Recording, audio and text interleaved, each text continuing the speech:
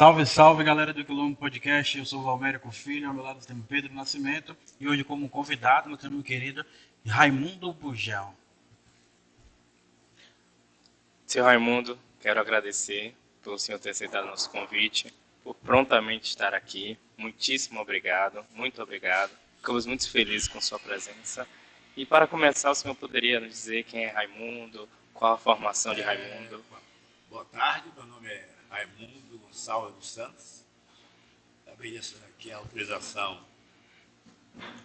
do áudio e da imagem. Eu sou bacharel em filosofia pela UFSAL. Sou ativista do movimento negro, né? Sou militante do movimento negro. Sou do movimento negro unificado e estou presidente do Fórum de Identidade Negra da Bahia, no primeiro mandato. Estamos aqui para dialogar. Nós não fizemos nenhuma diálogo para saber qual seria o roteiro do debate, mas está tudo certo. Consciência e ação. Consciência e ação. Bom tema. O que o senhor teria a dizer sobre esse tema? Bom, primeiro eu acho que estava até conversando há pouco, lá fora, mandando uma mensagem para uma pessoa, e estava questionando uma lei que foi sancionada agora pelo prefeito de Alagoinhas, o Dia da Consciência Humana. Aí a pessoa do movimento negro botou na Convergência Negra, naquele grupo da Convergência, de que isso era uma provocação contra o movimento negro. Eu discordo. Porque eu acho que eu acredito que a consciência ela é algo fundamental na vida das pessoas. E as pessoas às vezes expressam o conceito da palavra consciência, mas não sabem a dimensão da consciência. A consciência é uma capacidade que você tem de refletir sobre os seus atos, pensar os seus atos e agir dentro de uma consciência. Uma consciência, ela se expressa como algo de equilíbrio, como algo necessário para as relações humanas. Então, e a ação é o que expressa exatamente a sua consciência. Né? Eu, por exemplo, por que eu sou militante do movimento negro? Sou militante do movimento negro porque entendo que a sociedade é desigual, né? O país é um país extremamente racista e não tem outro caminho a não ser agir, na minha consciência, para que a gente possa contribuir para reverter, né, esse quadro de situação que a gente vive. Né? A Bahia é um estado extremamente racista. A Bahia, aqui começou o país e a gente ainda está ainda num processo extremamente lento de uma tomada de consciência, por exemplo, de consciência negra, de consciência étnica, de consciência política. Né? Porque eu acho que a consciência, ela, às vezes, limitam o sentido dela. Mas a consciência é uma palavra extremamente abrangente. A pessoa que tem consciência, ele tem consciência crítica, ele é solidário. Né? E tem muitas pessoas que acham que tem consciência e não tem consciência nenhuma. Age por agir. Não pensa no outro, não é solidário. E, para mim, o ser humano ele tem que, como ação primária, tratar bem o outro, né? Respeitar as pessoas, independente da cor da pele, independente da idade, independente do gênero, do sexo, da opção. E para isso, preciso ter consciência. Eu acho que o nome de conscienciação é perfeito. Parabéns. Seu Raimundo, alguém influenciou o senhor a entrar no movimento, a ser um ativista? Na verdade, eu fui estudante do colégio primário, ou colégio público em Itapuã, né? E assim, eu tenho gravado assim, duas coisas na minha história de vida. Que foi, eu nunca aceitei não sabia como, mas eu nunca aceitei naturalmente a desigualdade, né? O racismo, o preconceito, sobretudo nas escolas, né? A gente sofre muito na escola pública. E, então aquilo para mim foi algo que sempre me tomou. Eu muito cedo estudei no centro da cidade, estudava no Liceu de Arte e Ofício, quando eu tinha 11 anos de idade. Quando eu praticamente entrava às 6 horas da manhã, saía de casa às 6 horas da manhã e voltava às 18 horas. Era praticamente um colégio. Integral. É coisa é integral, mas na época eu chamava de interno. Então, era, né? Então eu muito cedo fui, como eu vivia muito no centro, ali o Liceu de Arte e Ofício é perto do Pelourinho, uma daquelas ruas, daquelas travessadas do Pelourinho. E então eu ficava muito no centro. Então, no centro você vê as coisas circularem.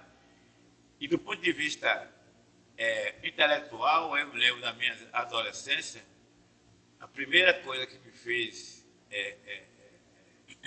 refletir foi alguém me mostrou um livro de uma figura chamada Marcos Garvey.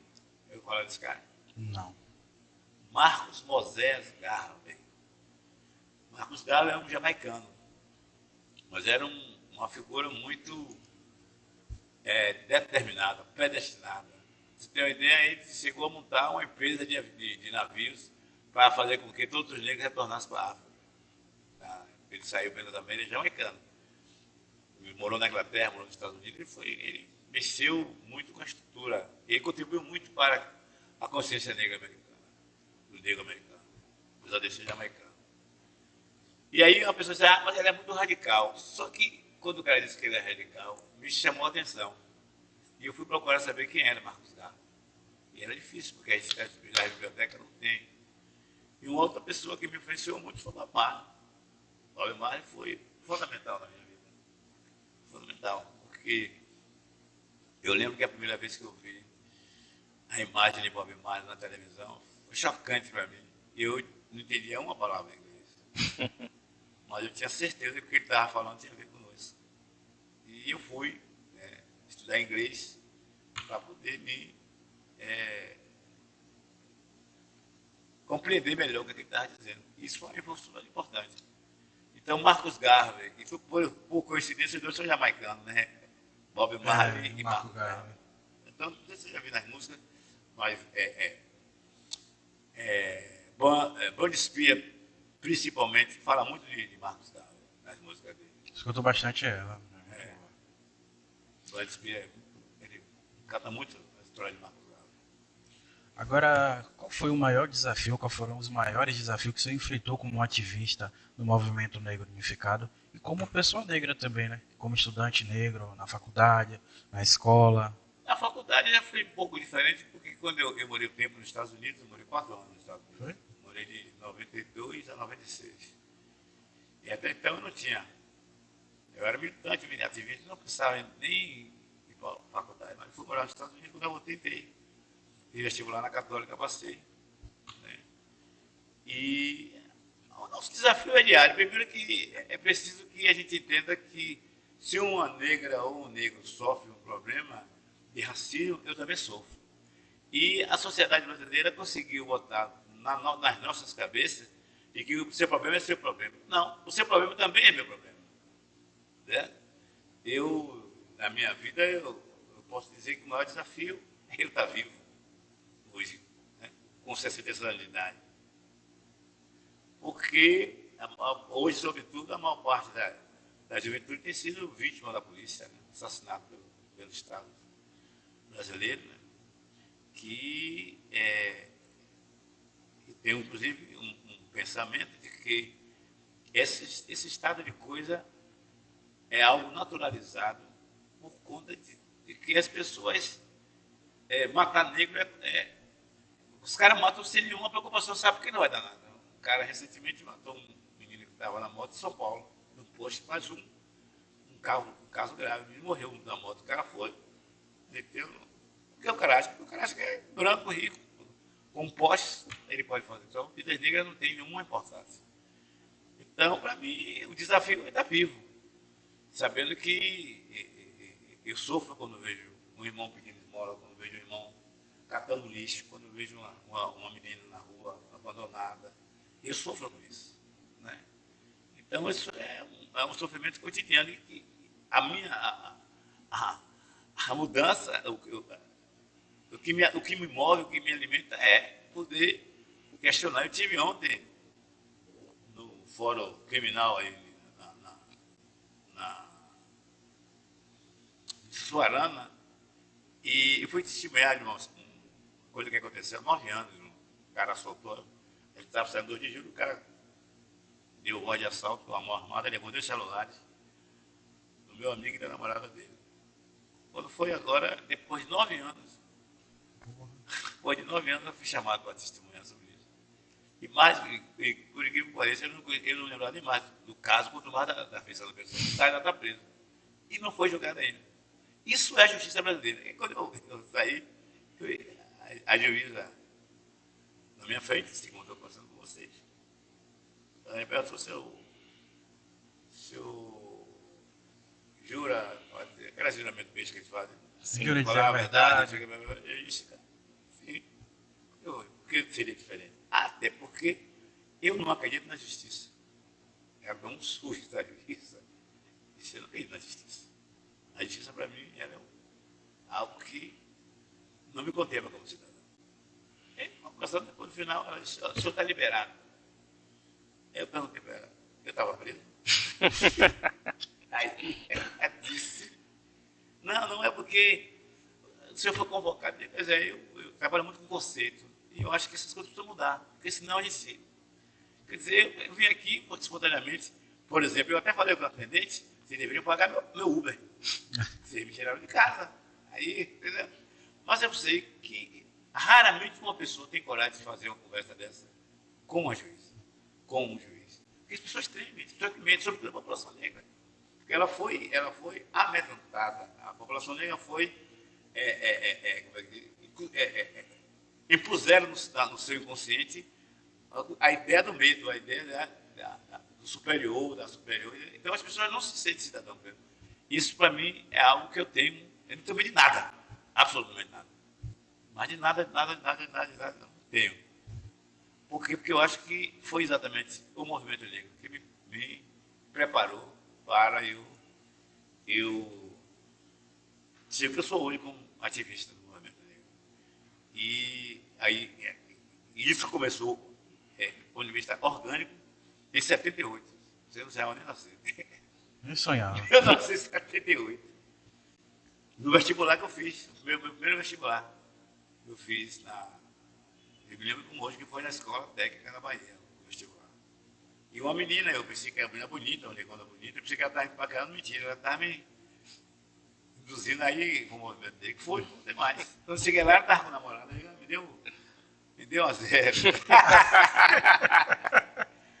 Mas aí foi massa, porque a gente é amiga até hoje, Lúcia era viva, socióloga, pessoa maravilhosa, gente boa pra caramba.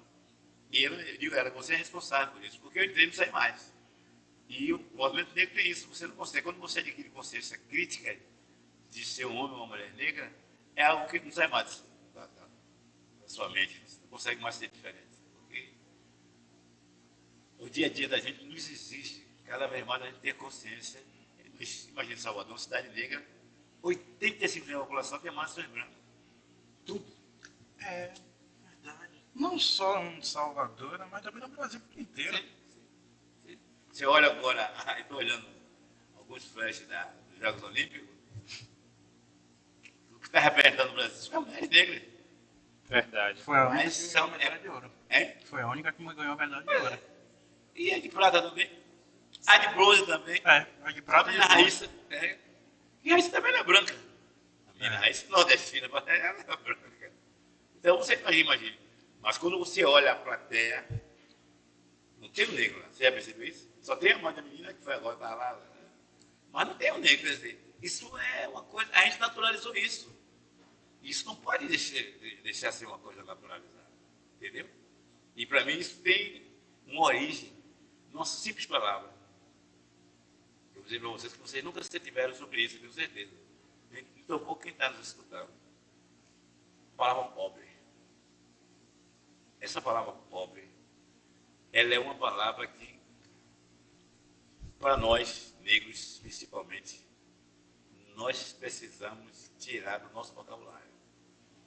Porque essa ideia da pobreza naturalizada, que faz com que a gente more em lugar ruim, né? Mora nos péssimos, né? Na periferia, nos lugares mais possíveis de ter costas, né?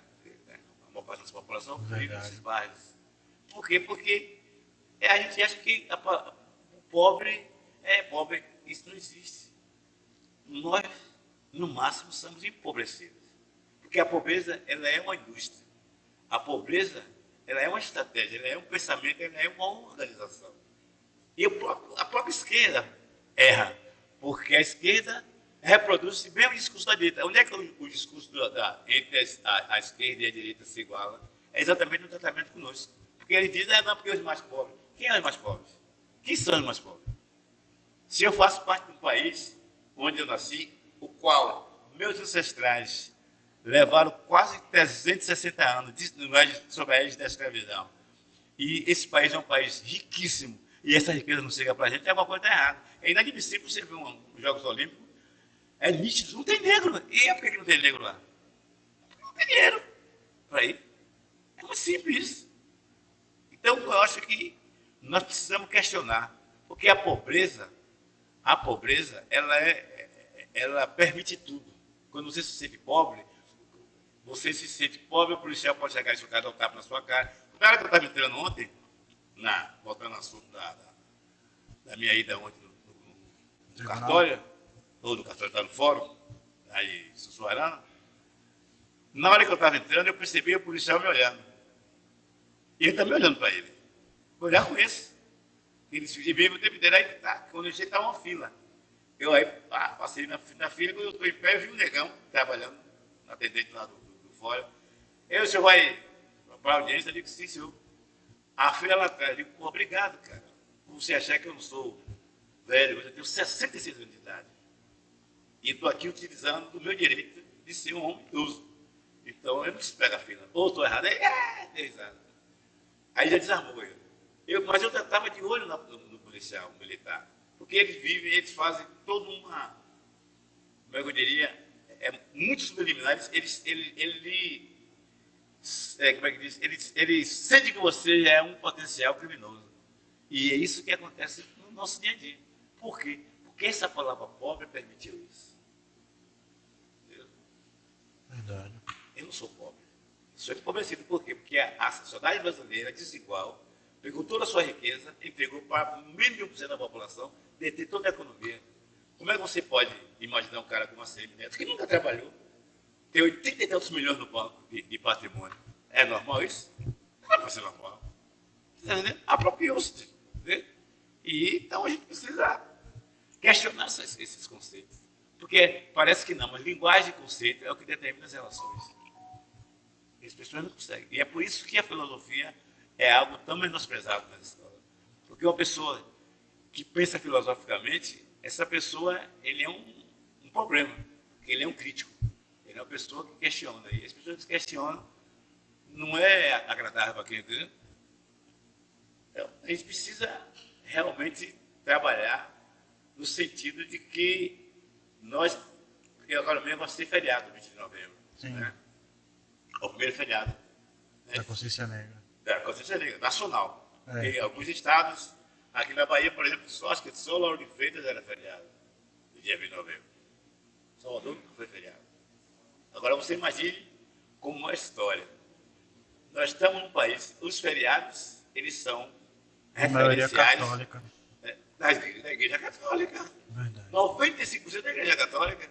Ou seja, que nos escravizaram, e ainda tinha setores do movimento negro que questionava a viabilidade ou não do ser feriado nacional. Eu digo, por que não? Qual é a dúvida? Que nós precisamos ter uma referência sobre essa data. E aí, o que é que eu estou pensando? Trabalhando, construindo sabe que todo mundo a gente faz a caminhada da liberdade. Sim. Sai do Curuzu até o Pelourinho. E eu estou imaginando a gente fazer uma estratégia de, no dia 20 de novembro, todos os movimentos negros no Brasil levantar uma bandeira que quase ninguém fala. Sabe qual é a bandeira? Bom. Auditoria da dívida pública. poucas pessoas sabem que a dívida brasileira começa exatamente na época da escravidão. Foi uma negociação dos senhores de engenho para acabar com a escravidão. O Estado teve que indenizar ele. E aí começou essa dívida, que é impagável. O Brasil, agora mesmo, o governo Lula foi obrigado a reduzir 15 bilhões, né, de orçamento da saúde. Orçamento ministerial. Né? Mas sabe quanto é que anualmente o Brasil paga de juros da dívida?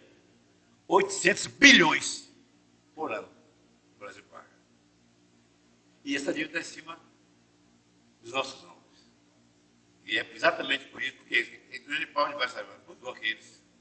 Então, nós, a partir desse feriado nacional, nós podemos incomodar a sociedade querendo uma auditoria dessa dívida, porque nós precisamos de reparação. Nós precisamos de reparação.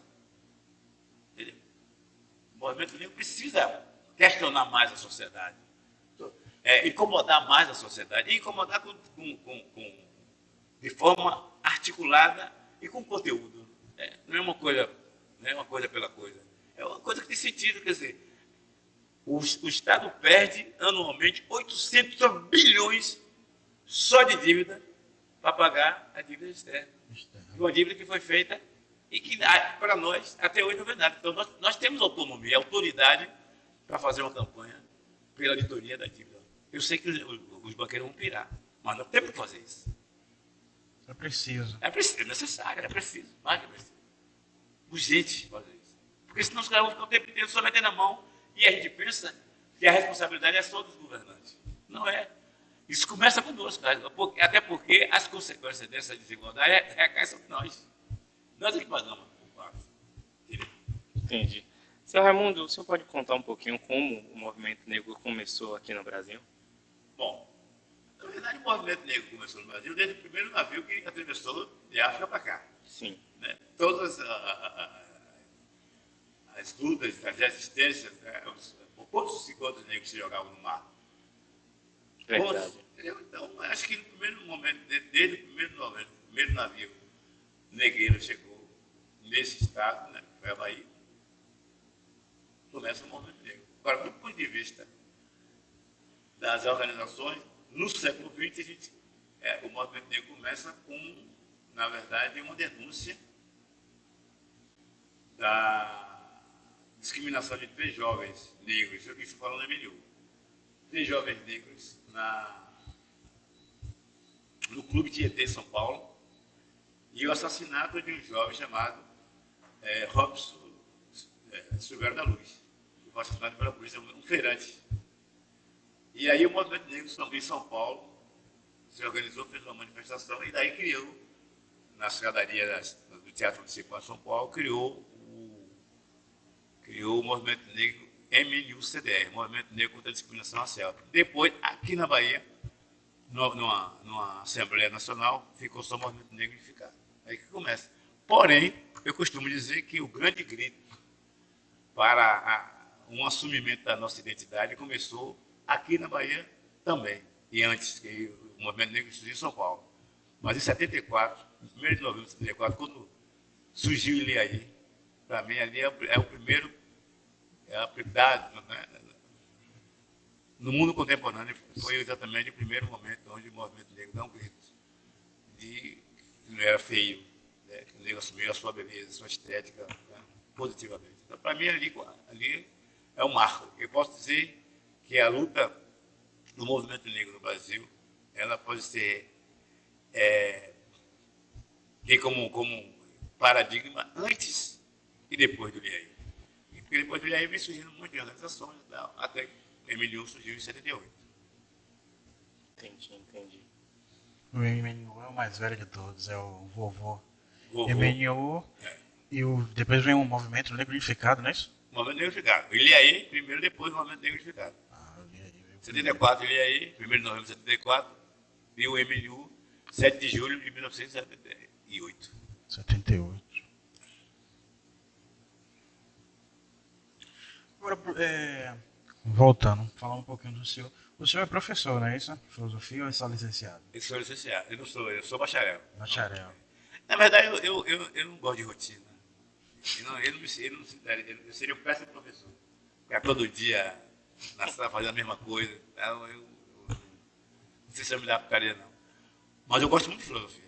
Eu gosto muito de fazer palestra, eu gosto muito de fazer debate, eu gosto muito de botar as pessoas para pensar. Adoro dialogar com a juventude. É por isso que eu vim. Não pedi nada para vocês. Eu vim porque eu fico orgulhoso quando eu vejo jovens. Tenho um neto de sua idade. É mesmo? Que idade você tem? 17. Meu neto tem 19. Mais velho que Mais você. velho um pouquinho. Meu neto. Entendeu? Então, eu acho legal quando eu vejo a juventude se organizando, a juventude fazendo algo positivo, eu quero ajudar. No que eu puder, eu me desloco, estou presente. Agora mesmo, hoje mesmo, 18 horas vai ter, se vocês puderem ir, seria legal. Vai ter um debate sobre juventude, 18 horas, lá no Pelourinho, no Teatro Eugênio Terceira Leal. É no fundo da Cantina da Lua, bem do lado da Cantina da Lua. 18 horas. E eu vou estar na mesa também. E eu vou porque eu acho que é muito importante a juventude sair dessa mira da arma da polícia, entendeu? Meu neto está na universidade, com 19 anos, já está no terceiro semestre, meu neto. Então eu quero, não só para meu neto, eu quero para todo mundo, todos jovens, meninos, meninas, eu quero que eles sigam um caminho positivo, né? Não fiquem achando nada fácil, entrando no mundo das drogas, para poder estar sendo vítima, destruindo as famílias, alimentando esse crime, essa barbárie, entendeu?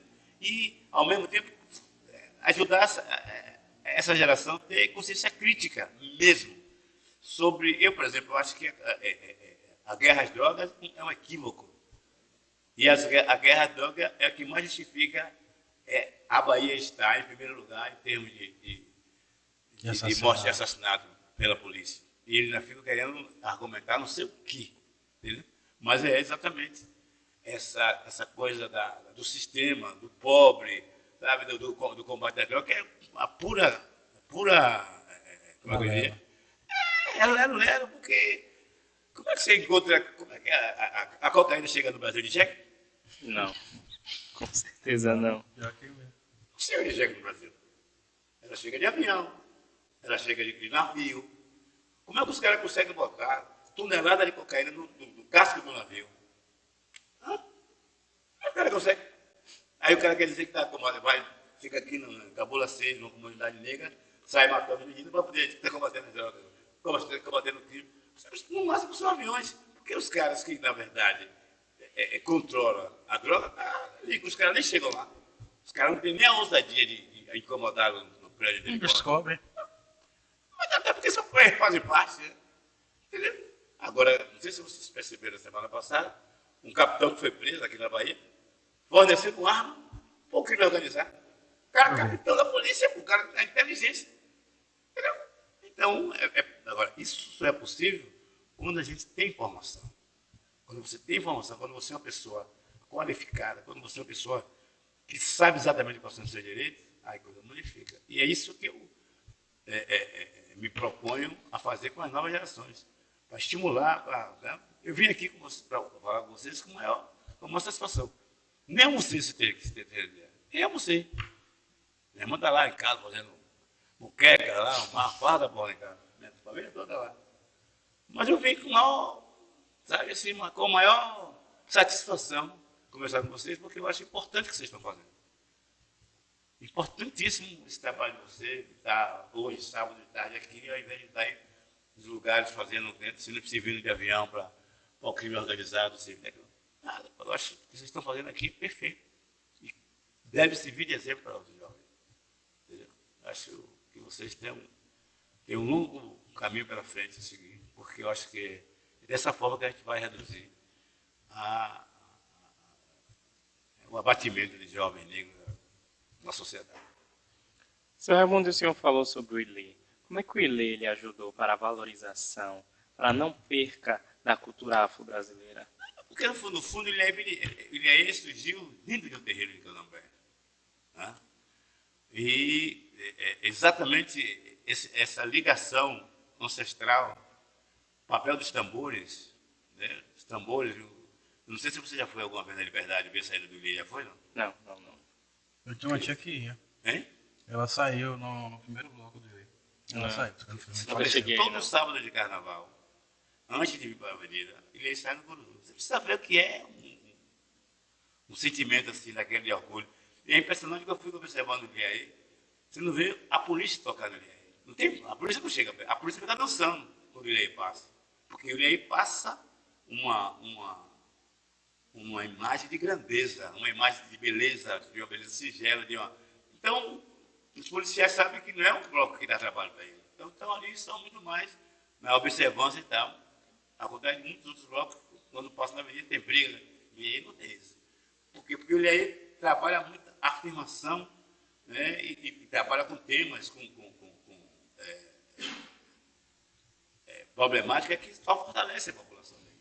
Entendeu? Então, a positividade do Ilhéia, ele, na verdade, ele contagia as pessoas. Rapaz, é impressionante todo ano. Parece brincadeira, mas eu vejo várias pessoas chorando quando o Ilhéia sai. Basta, as pessoas se tocam quando o Ilhéia vai passando. Porque é um negócio realmente de um sentimento muito profundo. Agora fez 50 anos, vou fazer agora, dia 20 de novembro, faz 50 anos. Só que nós fizemos uma campanha antecipada. No ano passado, a Caminhada da Liberdade teve como tema a revolta, ou os 50 anos de Bloco Afro. Esse ano, nosso tema vai ser os 190 anos da Revolta dos Malês. Já ouviu falar dessa Revolta dos Malês? Já. Já li sobre isso? Tem até um filme agora, né? Não, o filme que está passando É um documentário, não é isso? o documentário que está passando agora é a Revolta dos Búzios. Isso, Vai Búzios, ser a Revolta dos Búzios. As pessoas fazem uma confusão, a Revolta dos Búzios. Eu sou o produtor daquele filme. Sou produtor? Você é um produtor? Eu sou um dos produtores daquele filme. Você vai ver lá o nome, Raimundo Pujão. E vai, mas uma semana, cara. Vocês precisariam de nada, cara. Vocês precisam desse filme. Vocês precisam desse filme. Não sei se ainda continua, tem uma sessão no domingo que é R$5 no Robert Rocha. Na última vez deu 130 pessoas. Importantíssimo esse filme. Glauber Rocha, não tinha. Você já tá anotando aí, não tinha. Importantíssimo, importantíssimo. Fica para aquilo que a gente fazer aquele mutirão e descer todo mundo junto. Isso. É a 10ª semana. 10ª semana. Inclusive, vocês podem ver com a diretora da escola, porque a Secretaria de Educação tem um projeto com a Secretaria de Educação e o Glauber Rocha, que tem ingressos. Você pode pegar pode ser até gratuito. 1,25. Ia pagar R$5, vai pagar 1,25 agora. Pois é. Eu acho que Ele sabia e não falou. Ficou na dele. Mas é importante. Ele ficou na dele. Nós vamos fazer agora. Esperto, né? Nós estamos terminando um filme sobre a SPD. Você sabe o que é SPD? SPD, não. Sei. Sabe? Não. Você sabe? Alguém sabe? Sim. Sociedade Protetora dos Desvalidos. Nós vamos fazer um filme. Vamos acabando. O próximo filme nosso vai ser esse. Até o final do ano a gente vai fazer.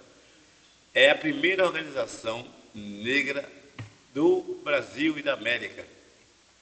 Vai fazer agora 193 anos. Porra. Dia 16 de setembro. Tempo? 16 de setembro agora.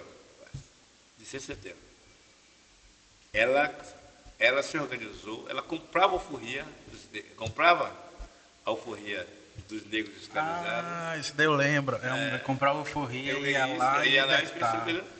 E até hoje ainda cuida de algumas famílias e tem até um certo patrimônio a SPD. Mas é uma casa que as pessoas precisam crescer. Eu lembro vagamente de uma aula de história que um professor meu falou sobre isso, sobre essa compra, mas não deu essa sigla. Ela fica do lado do Banco do Brasil, no Terreiro de Jesus. Como é o nome dela, rapaz? A mulher que entrevistou ela e tudo, rapaz. Professora. Elza. Ela falou sobre isso. Isso, exatamente. Ela falou sobre isso. Agora ela que eu falou me sobre lembrar. isso, mas eu não me recordava da sigla. Mas eu lembro que ela deve ter falado bem assiduamente sobre isso, sobre comprar alforria. Enfim. Essa é a organização. Então você vê que a nossa luta vem de muito tempo. Porém, e aí as pessoas precisam compreender. É por isso que eu falo dessa questão da pobreza.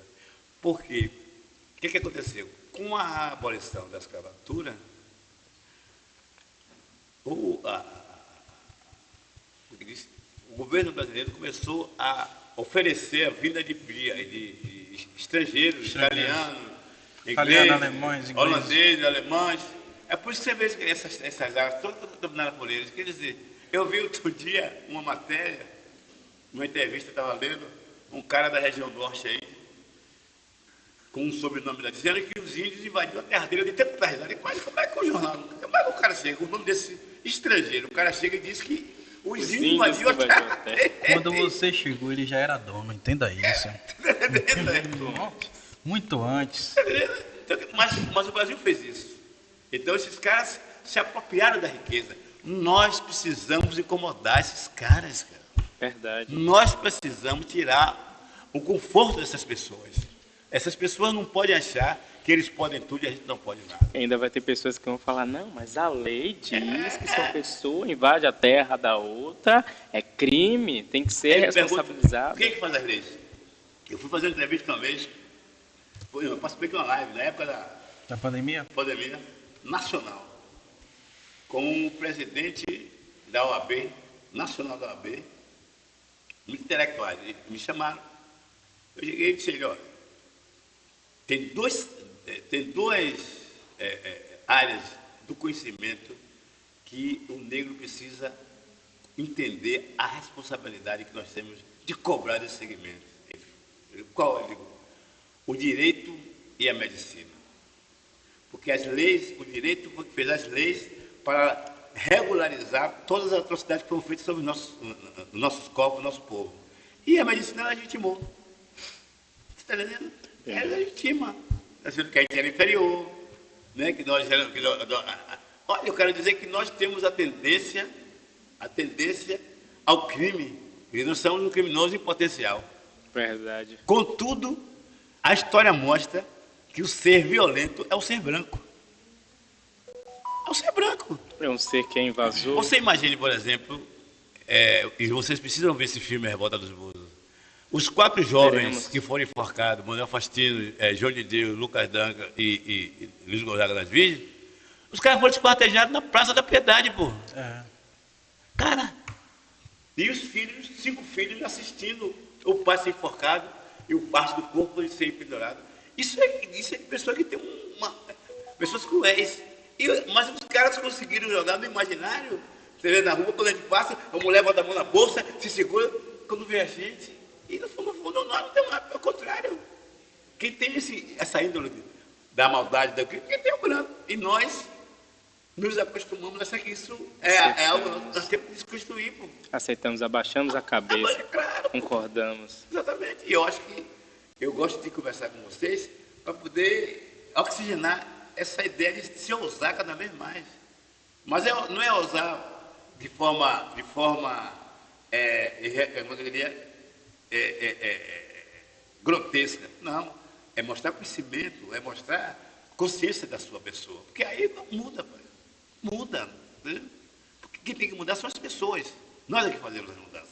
Então, se você aceita que é normal, agora mesmo, nós estamos em período eleitoral. Eu vou para a Kleber. Vou para a Kleber Rosa. Por quê? Porque mesmo eu sendo do PT, eu estou percebendo que nós estamos construindo uma esquerda branca, burguesa. Verdade. Se você analisar, o PT está no governo há quase 20 anos, faz 18 anos. E você não vê nenhum negro, nenhuma negra, sabe? Só vê os caras brancos, porra. O Wagner parece que se acha o dono do estado da Bahia, o cara rico carioca, pô. Para com isso, pô. Nada contra. Peraí. O cara carioca também. O cara se acha que ele é o mago, que ele muda em tudo, que foi ele, porra. No estado, a história de rebeldia é muito grande, as revoltas. Na Bahia é um estado onde tiveram várias revoltas. E isso está acabando. Meu bairro, ninguém sabe, Itapuã teve revolta, cara. Com mortes em Itapuã. Itapuã é um bairro que era o bairro de importância da porra. Ninguém sabe. Essa agora de Wagner é muito bom.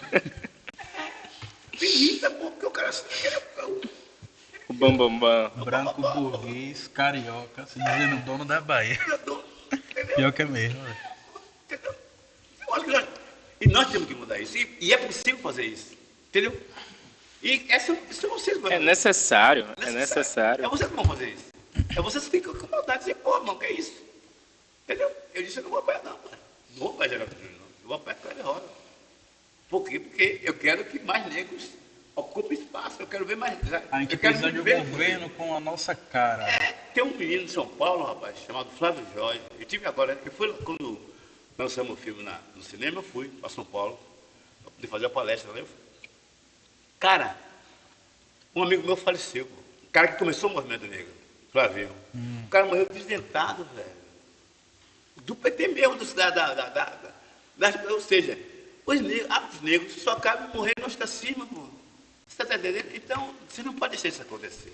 Você tem que tomar a dianteira na política. A juventude tem que tomar a dianteira na política, porque a política é coisa maravilhosa. O menino acha que a política é coisa... Não, a política nós temos que gostar de política.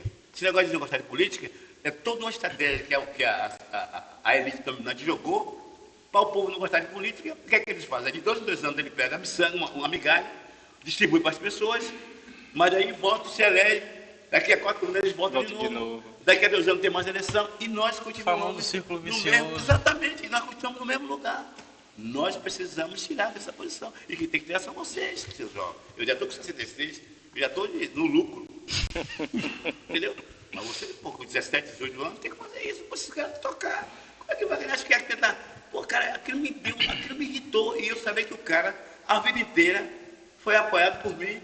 Aí o cara fica lá, se comporta como um lorde, uma fazenda dele. Porra, não dá para mim, mano. Então, eu acho que vocês é que tem que mudar. É vocês que vão fazer essa revolução. É vocês que vão fazer essa transformação. Entendeu? Fazer, irmão, qual é a sua bagulho? Se ligue. Entendeu? Senhor Raimundo, infelizmente a gente vai ter que encerrar por conta do tempo que a gente tem, que é um tempo curto. Aí eu queria dizer para o senhor, olhando para aquela câmera ali, se o senhor pudesse falar algo para a juventude. Mas eu tenho uma fixação de que a juventude negra vai fazer a revolução desse país. E para fazer a revolução desse país, ela precisa se organizar, porque sem organização não tem revolução. E a revolução, ela pode ser tanto armada, mas ela é sobretudo cultural. Quando você modifica valores, quando você modifica comportamento, você pode fazer a transformação. Necessariamente não precisa de ter arma, né? Agora, você pode mudar. Salvador, por exemplo, nós temos que dar uma lição, pô. Quer dizer, os caras acham que é tudo de Salvador, foi branco. 85% da população negra na cidade. Você vê aquela Joana Angélica, que no passado recente era só uma avenida que comprava livros. Agora é uma feira livre, a Joana Angélica. Sabe por quê? Porque as pessoas chegam ali para não roubar. Então, se você analisar o quanto que a nossa população ela é generosa e honesta, porque ela se submete àquela vida que está ali, para não meter a mão, não roubar. Está entendendo? Então nós precisamos mudar isso, pô. Nós precisamos incomodar o branco. O branco precisa se sentir incomodado. Pô. Não é incomodado para ser assaltado, não. Incomodado para ele sair do lugar, dizer, oh, esse lugar aqui me pertence, isso aqui é meu. Eu vou fazer uma palestra para os meninos lá em Itacaré, na Câmara de Vereadores. Uma cidade bonita daquela, Itacaré, orla, praia bonita. Os vereadores, tudo sul. Aí eu falei assim, pô, gente, eu quero quando voltar aqui, vocês que estão aí assistindo, daqui desse lugar, no lugar dos vereadores. Porque vocês é que são daqui. Os caras vêm de fora, fazenda e tal, vai para Itacaré, fica lá, vira dono da cidade. E nós continuamos do mesmo jeito. Nas comunidades, nos quilombos, espalhados pela Bahia. Os quilombos urbanos. Entendeu? Então nós precisamos. Então, eu acredito que a juventude negra vai transformar esse país. Que assim seja. E é por isso que eu vim com o maior carinho. E quantas vezes vocês quiserem, precisar, eu estiver disposto a combinar, a gente vai conversar, fazer. E aconselho que vocês vão assistir o filme. Volta dos Globos. Iremos. A gente vai. Com Ainda certeza. essa semana agora, antes de sair. Amanhã. Amanhã. Amanhã, domingo. Amanhã, domingo. Mas vamos que vocês vão gostar. É importante isso.